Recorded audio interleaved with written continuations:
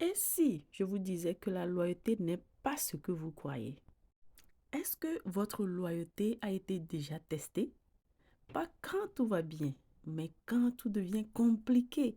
Vous savez, c'est dans les moments difficiles qu'on découvre qui on est vraiment et qui est vraiment là pour nous. Dans cette vidéo, je vais vous montrer pourquoi la loyauté est plus qu'un mot. C'est une épreuve de caractère qui peut tout changer dans nos relations. Restez jusqu'au bout parce que ce message est pour vous. Tout d'abord, je me présente. Moi, c'est Kelly la gracieuse. Comment allez-vous? J'espère que vous allez très bien.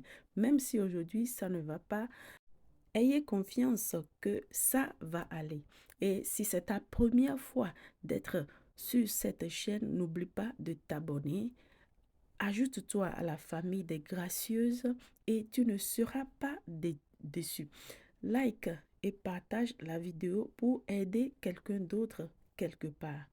Nous allons développer aujourd'hui le thème la loyauté. Qu'est-ce que la loyauté?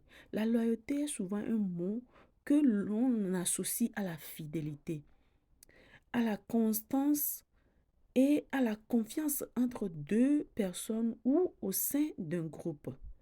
Mais la véritable loyauté ne peut être pleinement évaluée que lorsque des circonstances difficiles se présentent.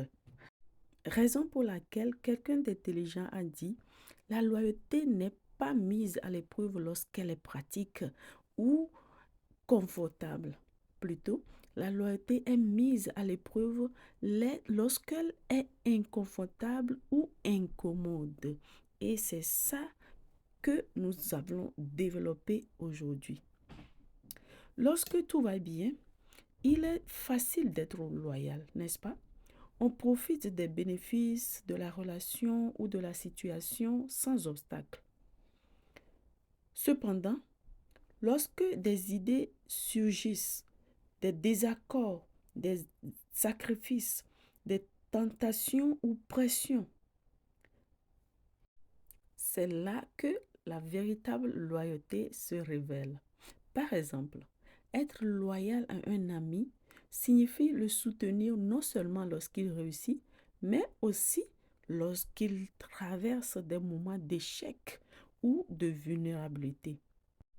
Mais malheureusement, au jour d'aujourd'hui, c'est tout le contraire que nous vivons dans notre société.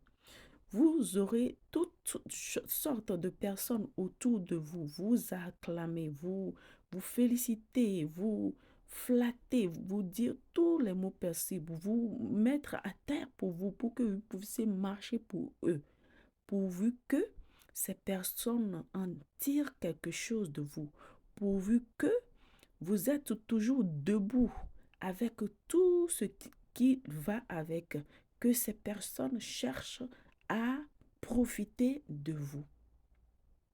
Mais du moment où vous chutez et que tout le confort n'est plus, et que tous les privilèges et le luxe n'est plus, vous ne trouverez plus ces personnes autour de vous. C'est là où la loyauté est testée. C'est là où on connaît le vrai ami loyal ou le profiteur ou l'opportuniste. Donc, je dirais, être loyal dans l'inconfort demande un effort conscient. Cela peut inclure défendre une personne absente en son absence. Rester fidèle à un engagement, même si cela implique un sacrifice personnel, ou refuser de trahir quelqu'un malgré une pression extérieure. Imaginez deux jeunes hommes, des amis inséparables, presque comme des frères, depuis leur enfance. Ils ont grandi ensemble, travaillé ensemble et ont construit une vie de confort et de luxe côte à côte. Leur famille était très proche. Week-end passés ensemble, voyage de rêve, soirée inoubliable, partie de golf, tout semblait parfait. Ils étaient ce qu'on appelle des meilleurs amis, des vrais best friends. comme on aime les désigner. Mais un jour, le destin a changé la donnée. L'un des deux hommes a été frappé gravement par un accident qui l'a laissé handicapé. Sa vie a basculé. Il a perdu son travail et la vie confortable qu'il partageait avec sa famille s'est effondrée. Les rôles dans son foyer ont changé. Sa femme est devenue le pilier économique de la maison et la vie de luxe a laissé place à des défis qu'il n'avait jamais imaginés.